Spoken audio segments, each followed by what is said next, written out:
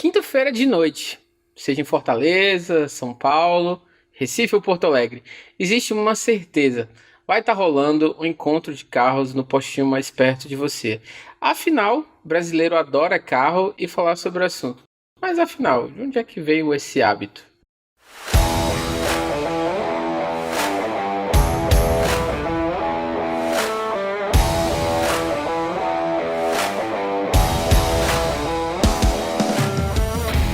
Bom, pessoal, sejam bem-vindos ao podcast SPcast, uma iniciativa da SP Combustíveis que vai ajudar você com informações e muitas dicas que vão ser uma mão na roda.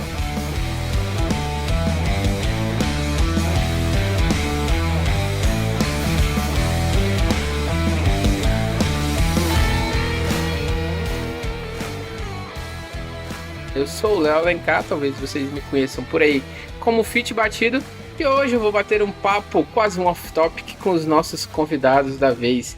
A gente vai receber hoje o Sidney, da Abandonados BR, e o Wagner, da Pernambuco Exótico. Sidney, se apresenta pra gente, cara. Fala aí um pouquinho sobre você.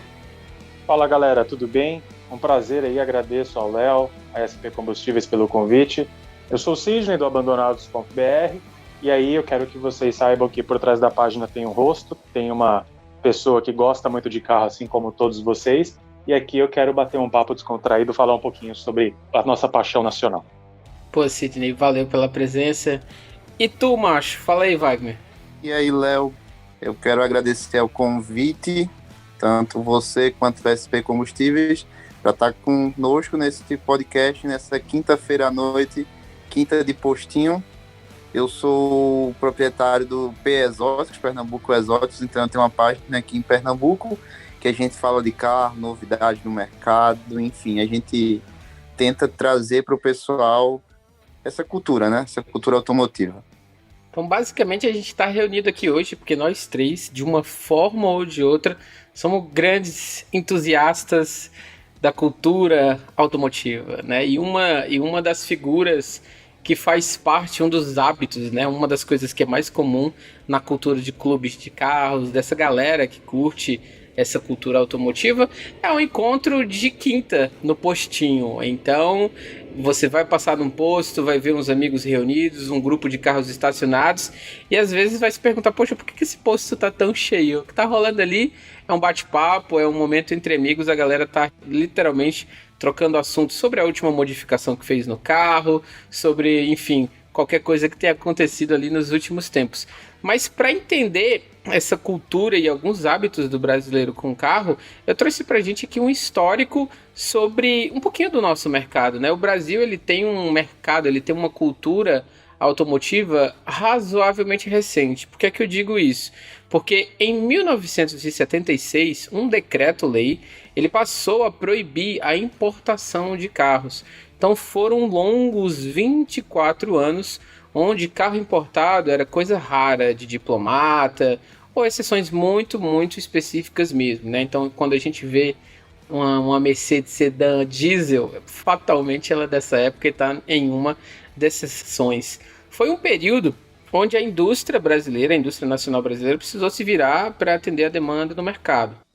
E também é um período de onde saíram grandes ícones dessa nossa história automobilística, como Miura, Gurgel e a minha preferida, né, não vou mentir, a Puma. Então, esses grandes ícones, eles infelizmente não resistiram à abertura das importações lá em 1990, durante o governo Collor. Com a chegada dos importados, a indústria nacional acabou ficando menos competitiva, mesmo com os impostos que vinham em cima dos carros importados, e deixaram grande, grande saudade em nós brasileiros. Alguns desses figuram até hoje abandonados tristemente lá na página do Sidney, mas a real é que já são quase 30 anos desde a liberação dessas importações.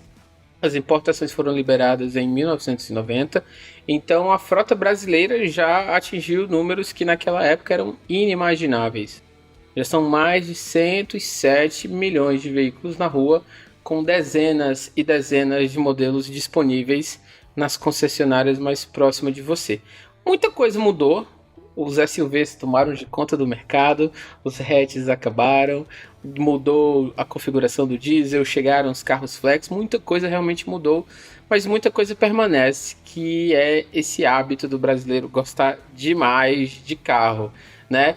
Queria saber do lado de vocês, como que começou essa história de vocês com carro, como que vocês começaram a curtir, se foi algum modelo específico que fez vocês se interessarem, se foi algum outro tipo de coisa, algo que passou de pai para filho, algo de família, não sei.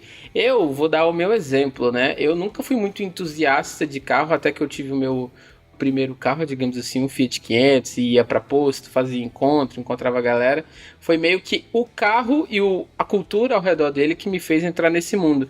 Mas, e vocês? Como que foi, Wagner, que você começou a entrar na cultura automotiva? Léo, eu costumo falar que eu não me lembro, porque desde pequeno, olhando os álbuns de fotografias, os álbuns de antigamente, acho que antes de eu completar 1 ano de idade, eu tenho foto com meu pai no carro, no volante e tal, fingindo que estava dirigindo o carro. E desde pequeno também, eu sempre gostei mais de carro do que boneco. Sempre quando a gente ia para uma loja de brinquedo, alguma coisa do tipo presente de aniversário, eu sempre preferia ganhar carros do que bonecos, super-heróis, né, na época, enfim. E eu acho que começou desde essa época, e aí eu fui crescendo, fui me aprofundando cada vez mais, buscando conhecimentos, e a gente sabe que com essa era de internet, a gente conseguiu ter um acesso à informação muito mais fácil, muito mais rápido, lançamentos, coisas que há 10, 15 anos atrás, ou até 20, no tempo dessa época que abriu as importações, né, de veículos, a gente só ficava sabendo através de revistas, jornais e, sei lá, no máximo televisão. Eu sei que também teve vários programas de televisão que contribuíram, né, para essa cultura, né, para a gente estar sempre ligado ao meio automotivo, mas a internet veio mesmo um divisor de águas para a gente aumentar ainda mais, manter viva essa paixão que a gente tem por carros.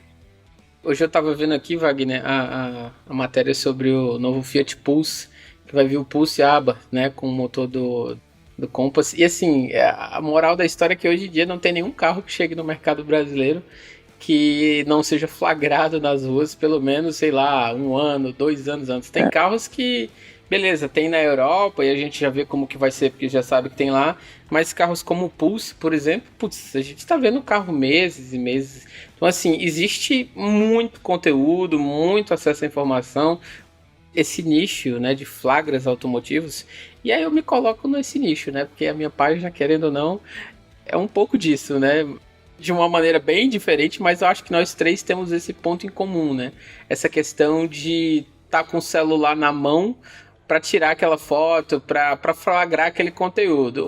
São os exóticos em Pernambuco, outros são carros em situações de abandono e eu, né, os Honda Fits batidos.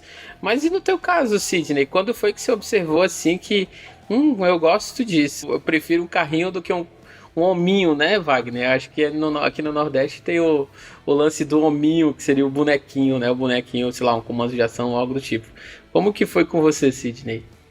Cara, eu costumo dizer que, assim, como muitos brasileiros, eu saí da maternidade em um Fusca, né? Então, eu acabei durante um tempo andando de Fusca, Brasília, 2 Paratis, depois 2 Palhos. E aí, a minha paixão, ela veio de assistir filmes repetidos que tinham a ver com carro, de ir em parquinho com meus pais e querer ficar andando naqueles carrinhos que ficavam rodando. Achava aquilo um barato, boa parte das minhas fotos de criança eu tava naquilo. E aí eu me via decorando nomes, identificando carros na rua, observando, apoiado no banco de trás, no chiqueirinho, olhando para os carros na rua, acenando. Então a paixão veio muito disso. Felizmente eu pude, assim, viver muito disso, aprendendo a dirigir cedo, tendo amigos no meio. E aí quando eu vi, os carros me trouxeram amizades, e agora por causa da página eu estou adquirindo muito conhecimento envolvendo a parte automotiva, e isso, cara, eu acho que é muito da paixão do brasileiro, porque é você parar, ver um carro do lado, tirar foto, igual você falou, tá sempre à disposição para fazer um joinha pro cara do lado, dar parabéns pelo carro, às vezes você alegra o dia do cara, ele te alegra. Quantas vezes aqui em São Paulo eu buzino, o cara retribui e vou embora, Meu carro é todo adesivado, então o pessoal às vezes já reconhece, já vê que tem um vínculo ali, acho que não tem nada melhor do que isso. É só a gente mesmo que curte, que entende o que é você dar uma volta a mais no quarteirão pra passar de novo na frente de um carro que tá estacionado ou qualquer coisa do tipo. Outro dia, cara, eu tava indo resolver alguma coisa na rua e aqui muito perto tinha uma i3 estacionada. E aí, cara, eu sou de Fortaleza, a gente não vê uma BMW i3 todo dia na rua. Passei por ela, vi, fiz o retorno na avenida, dei a volta, parei o carro, estacionei para tirar umas fotos bacanas. E a vizinha de onde ele estava estacionado veio toda preocupada. Nossa, meu filho, você desceu só para tirar foto? Por que você está fotografando esse carro? Aí eu, não, senhora, é porque esse aqui tem 2 ou 3 em Fortaleza, eu não podia deixar de registrar. Ela, ai meu filho, você me deu foi um susto. Cara, eu achei tão engraçado porque eu acho que é muito isso. Cara, várias. Putz, esse dia que essa mulher que teve esse episódio da I3, eu até fiz uma série de posts lá na página. Cara, eu já corri para tirar foto de Miata. Eu já dei volta no quarteirão para fotografar a Ferrari de novo. Isso é muito comum pra gente, né? E esse que você falou do carro ser reconhecido, Sidney, eu queria puxar pra gente falar um pouquinho do que é que a gente tem hoje, né? Eu acho curioso o caso do Sidney, porque existe uma curiosidade sobre quais são os nossos carros, né? Todo mundo que pergunta se eu tenho um Honda Fit, por que eu não tenho um Honda Fit. Então, assim, eu acho curioso no caso do Sidney, porque ele tem um carro que não é um carro de entusiasta. O Cobalt, ele não tem aquela legião de fãs, né? Como que é, cara, o teu dia a dia com o Cobalt? O que foi que te fez escolher ele? Como é ser reconhecido na rua? Como que é essa parte? Cara, com o Cobalt eu já fui atrás de carro camuflado para fazer foto, até inclusive fechando o motorista para garantir o flagra. Você fala assim, pô, que inconsequente, mas só quem sabe, já travei carro na estrada com placa verde, foi publicado em jornal, em site, então a gente tem muito disso. E aí o carro, o Cobalt, ele me faz companhia nessas aventuras. Então, você pensar, é um carro super sem graça para boa parte das pessoas, é um carro de transporte de aplicativo, mas é um carro que me atende bem no propósito de que ele tem o espaço que eu valorizo muito, o conforto. Não é um carro potente para grande capital onde eu vivo, ele é mais do que o necessário para o dia a dia, e ele me traz exatamente um fator que eu gosto muito, que é ser diferente. Se eu chegar com um carro que todo mundo tem, eu só vou ficar esperando uma modificação que vai o tornar diferenciado. Agora, por que não ser o carro inteiro? Então, assim, ele está começando a passar por algumas modificações agora, depois de praticamente 5 anos que eu tenho. O ano que vem ele completa 10 anos de fabricação. E, para mim, atende super bem. Eu acho que a página tem um futuro muito promissor com coisas que estão por vir. E ele será parte fundamental. E eu acho que ter um carro que, para muitos, é sem graça, para mim é mais do que divertido, porque ser reconhecido na rua e as pessoas falam, pô, você que é do Abandonados, eu chegar num encontro de postinho ou um evento maior e as pessoas verem meu carro parado e me procurarem, é muito, muito divertido. Cara, era isso que eu tava pensando. Chegou um Cobalt lá no postinho da Avenida Europa, é o Sidney, cara. Não tem erro, não tem mistério, né? E eu acho que isso é muito engraçado. Já o Wagner fez a transição aí, né? Entrou pro clube do Mini. Cara, por que não um Mini Cooper S? Eu acho que isso é a pergunta que você deve escutar, meu Deus, 15 vezes por dia, que nem eu. Todo mundo me pergunta, cara, por que não o Jeep Diesel? Eu digo, gente, porque eu não tinha dinheiro. Como que é a relação hoje com o teu carro? Porque, diferente do Sidney, né? Você tem criado muito conteúdo em cima dele. Você tem feito projeto, leva para fazer um polimento, para fazer um som, para pintar, para mexer nas rodas. Como que é essa tua relação com o teu carro hoje? Então, Léo, você lembra, tinha um Fiesta, né? O Fiesta, como você nem falou, você tem um carro normal que todo mundo tem, você fica dependendo de modificações. E aí foi isso que eu fiz com o Fiesta. Era um Fiesta 1.5 de entrada, e eu transformei ele meio que quase um ST, né? Coloquei todos os spoilers, rodas, enfim. E eu tava querendo, como a minha página, o nome da página tem exótico no nome, né? E eu tava querendo uma coisa diferente, uma coisa que realmente se destacasse quando o pessoal me visse na rua, chegasse no encontro, que seja. E aí, quando eu fui elencar os carros que estavam naquela margem de preço que eu estava disposto a gastar e que se encaixava nesse padrão que eu estava procurando, as opções eram mínimas. E aí eu fiquei em dúvida entre 3 carros, e entre eles eram um Punto T-Jet, um Audi A1 e um Mini. Queria muito que fosse um Cooper S, que é o que todo mundo pergunta, por que não Cooper S? Só que de 2019 para cá, né, veio a pandemia e os preços dos carros aumentaram muito, e aí ficou inviável ter um Cooper S. A diferença era muito grande dele pro Oni. Mas eu acho que também existe muito um preconceito com o Oni. O Mini Oni, ele é um carro muito completo. Quando você olha dentro, você olha para o carro assim, o pessoal sempre pergunta, eu acho engraçado isso, ele tem umas luzes que tem no teto, na coluna lateral, nas portas, enfim, que eu altero de cor, são coisas que o Cooper S tem. Aí o pessoal olha e fala, isso aqui colocou, não, isso aqui já é do carro, vários airbags, enfim. Então, com o Mini eu consegui trazer essa característica que eu queria muito. Eu tô na rua, alguém passa, faz uma foto do carro, já manda no meu WhatsApp. E aqui em Recife também tem um Clube do Mini. E aí você sai na rua com o Mini, chegou uma foto, ele já posta. Então você é rastreado 24 horas. Você não pode fazer nada. Todo mundo sabe onde você tá. Olha, isso acontecia mais comigo no meu carro anterior, né? Eu tinha um Fiat 500 laranja e, de novo, rastrear Fiat 500 laranja era um dos meus hobbies. Então, sempre que eu encontrava um Fiat 500 laranja por aqui, eu parava, tirava foto. Várias vezes eu dava a volta e estacionava do lado para tirar foto dos dois juntos. Eu fiz isso várias vezes e, sei lá, encontrei 5, o meu e mais 4. Então era mais comum. Me encontraram indo votar no dia das eleições, me encontraram no dia que eu fui negociar o Jeep na concessionária. Aqui e acolá realmente alguém me flagrava. Hoje em dia eu dirijo um Renegade, né, o quarto, quinto carro mais vendido do país. É um pouco mais difícil de me reconhecer à distância, mas recentemente o Oswaldo do Fortaleza fez uns stories onde o meu carro estava sendo lavado e, cara, o cara fez o stories e a galera começou a me mandar: ei, esse Renegade aqui é o teu, né? Eu tô vendo ali o adesivo do Rucast. Cara, a galera começou a reconhecer e me mandar. Eu falei, nossa, pronto, já tenho que ter cuidado na rua que tô sendo reconhecido.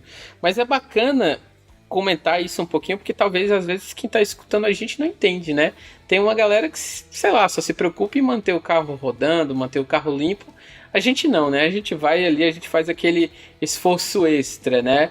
Para identificar de alguma maneira mais específica, escolher uns adesivos legais, ou, como o caso do Wagner, mudar de maneira um pouco mais radical, né? Trocou roda, botou aerofólio, fez uma porrada de coisa, né, Wagner?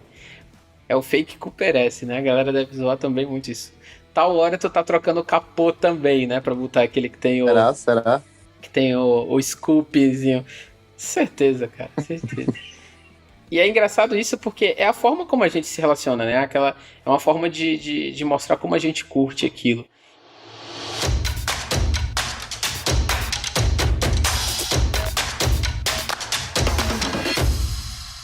E como que vocês veem hoje, né, a cena, né? Se não vou fazer aquela pergunta, se vocês vendessem um carro de vocês hoje, o que vocês teriam? Mas como que vocês veem o mercado hoje, né? Pra galera que tá escutando a gente passou por uma transformação muito forte, que foi puxada, sei lá, pelo EcoSport, né?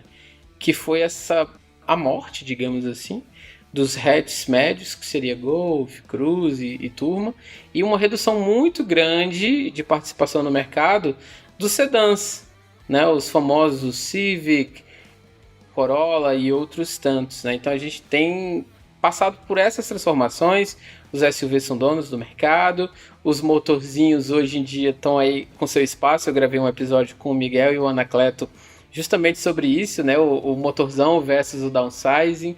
Como que vocês veem hoje esse momento que a gente está vivendo, né? Quando vocês olham assim para os lançamentos, o que é que vocês sentem? Eu vou passar a bola primeiro pro Sidney. O que você acha? Os carros de hoje são como antigamente, Sidney? O que você acha? Cara, nós tivemos um presidente que falava que eram carroças, né? E aí eu penso muito quando as importações foram abertas, eu já conhecia mais ou menos os carros e eu comecei a entender por que as pessoas gostavam tanto de BMWs, Mercedes, né? Porque elas não conheciam aquele fator luxo, aquele fator visual que os europeus e americanos tinham.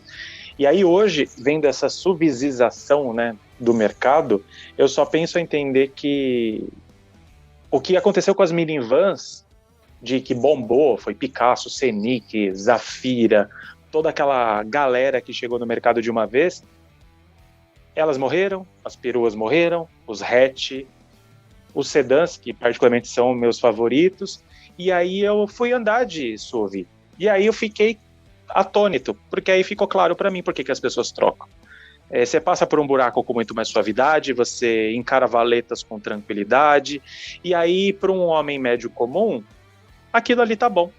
O cara que não gosta de carro, o cara que não se importa de ter um carro diferenciado, um carro com performance, um carro que atenda o lado prazer. Ele só quer um carro que eu leve de A a B, então ele vai tentar ser o mais confortável possível.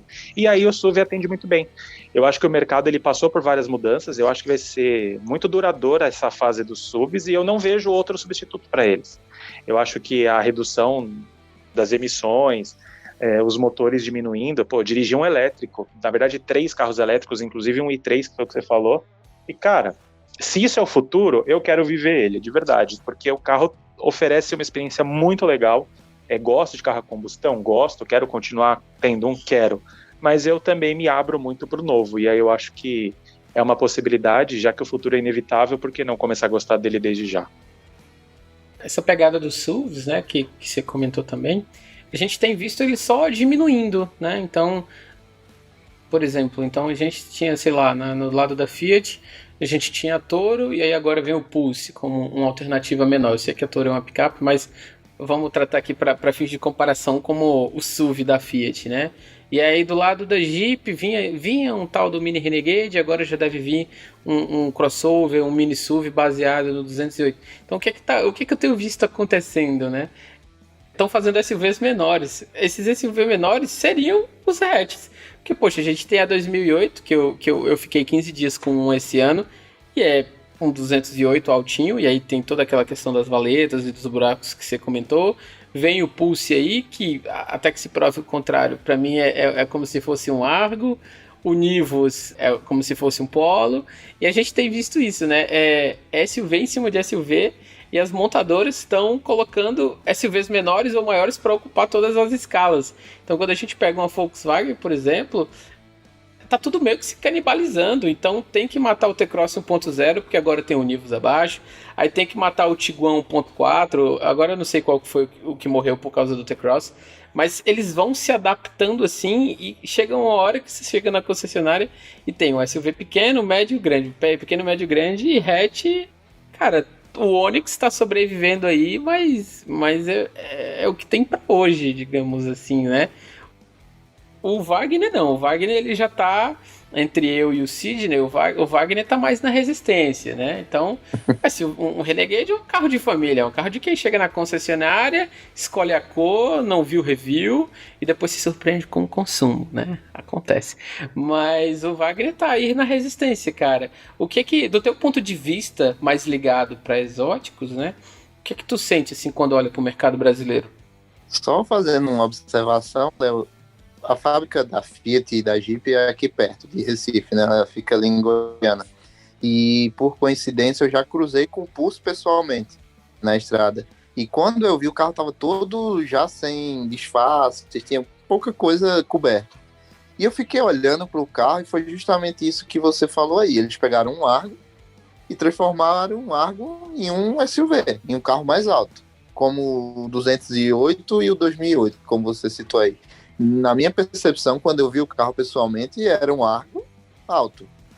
Pegaram um Argo, botaram 4 molas de GNV e transformaram no SUV, basicamente. Mas sobre o mercado de SUV premium, eu acho que a Mercedes ela implantou o GLB, né? Que foi os 7 lugares da marca. Tá vendendo, hoje é o carro-chefe dela. Tirou o GLA como carro-chefe, que antes era o carro mais barato, hoje ele é mais caro que um GLB, e a BMW está trazendo carros híbridos, né, como o Sidney falou, de carros elétricos, a BMW está trazendo, a Volvo hoje já está com a sua frota totalmente híbrida, e lançando o C40 totalmente elétrico.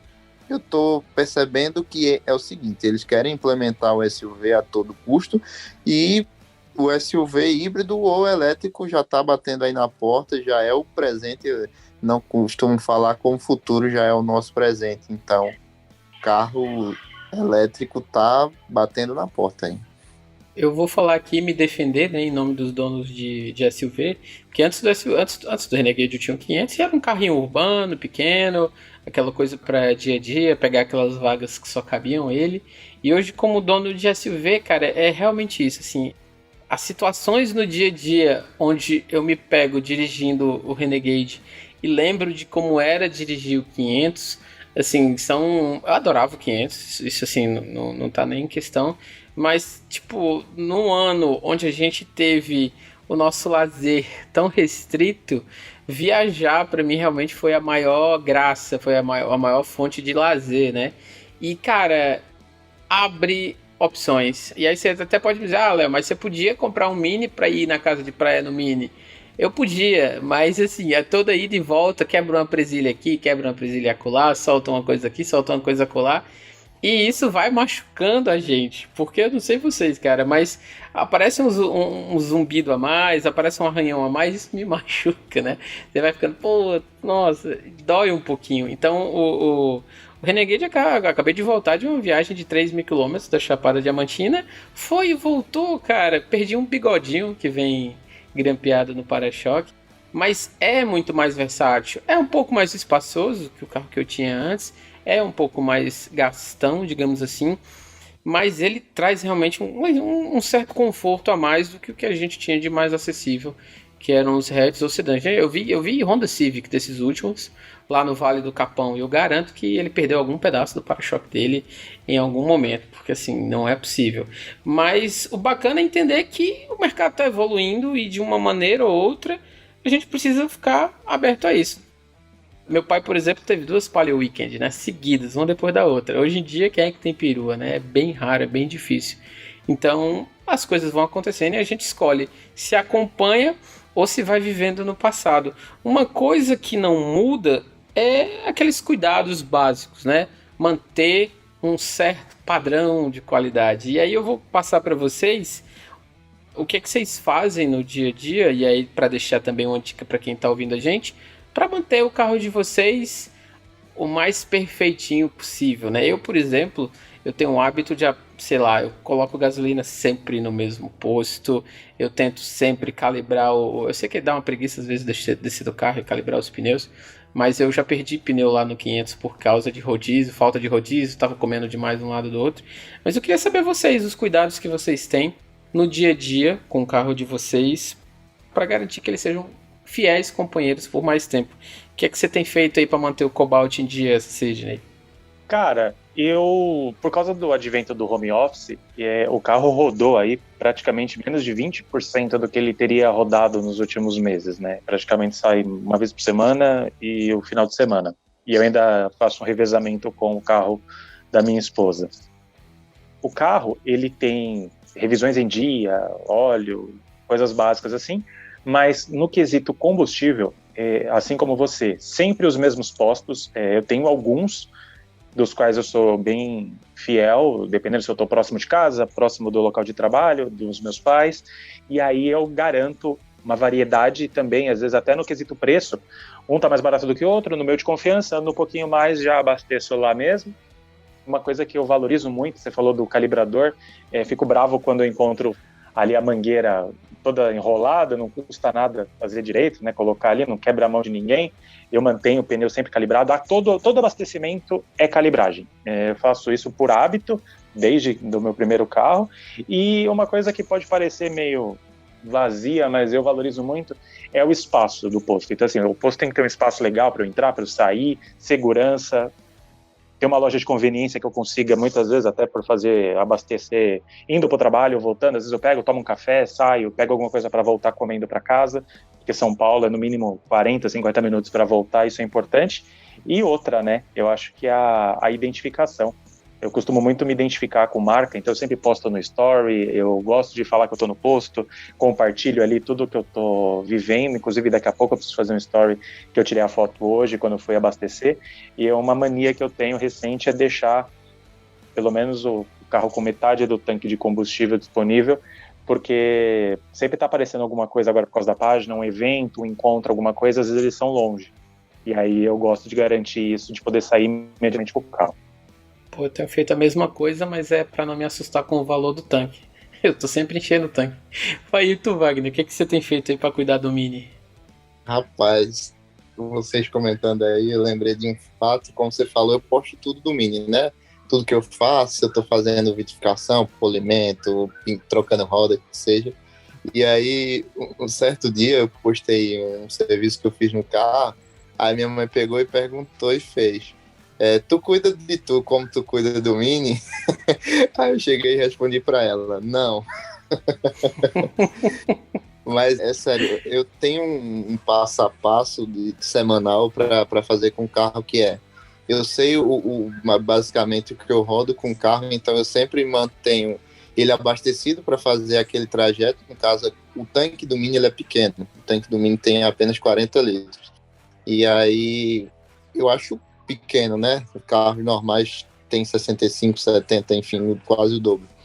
E costumo lavar ele toda semana também. Sempre que eu tenho um parceiro de rodas e pneus aqui, sempre que eu vou lá, eu calibro os pneus, dou uma geral, confiro se está tudo ok.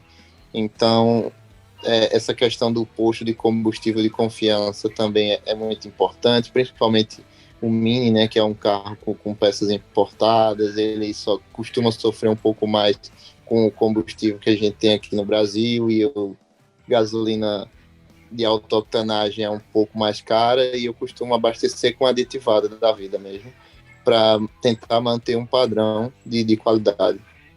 Não foi nem combinado, mas aproveitando que você falou da gasolina aditivada, a SP, ela tem a SP Super, que é uma gasolina aditivada, que ela usa um corante vermelho, é a única do tipo no mercado, né? E outro dia estavam falando comigo no clube do Renegade, lá no WhatsApp, sobre aditivo, se usa, se não usa, e é um dos pontos que a gente já tratou em outros episódios, né? Então a SP, ela tem essa SP Super vermelha como o seu carro-chefe quando a gente fala de aditivada, mas em geral eu acho que é muito disso que a gente falou, né? Eu acho que o básico que você que está ouvindo a gente pode começar a fazer hoje, se você assim está completamente por fora do mundo dos carros, é ficar de olho na calibragem do pneu, fica de olho no óleo, vê ali quando foi a última revisão que você fez, confere se você está colocando gasolina em postos de qualidade. Se você tem aí um posto SP perto de você, passa lá, conhece a estrutura, conhece a gasolina, que você não vai se arrepender, e mantenha limpo, né? Hoje em dia eu sei que alguns estados têm enfrentado crises hídricas, mas não joga aquela notinha fiscal no tapete, não come aquele biscoito que se esfarela dentro. É um pouquinho do que eu faço. Assim, eu evito às vezes ficar lavando por fora para não ficar manchando, arranhando pintura, etc. Mas, cara, por dentro, assim, eu ando com uma flanela, e aí fica aí, inclusive, teve muita obra aqui esses dias em casa, viajei, peguei muita estrada de terra, então eu tô encontrando terra dentro do meu carro até hoje. Mas são alguns dos cuidados extras que eu tomo que os meninos não citaram.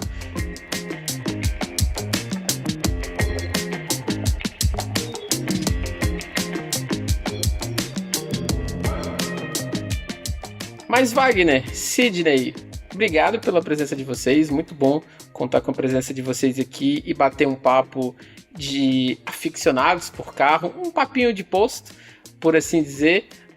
E hoje a gente tá gravando esse episódio numa quarta-feira, pessoal, então amanhã é quinta, é dia de dar aquela colada no posto, ver a galera e encher o tanque. Por hoje é só. Valeu, Sidney, valeu, Wagner. Valeu, Léo. Valeu, prazer dividir espaço com vocês.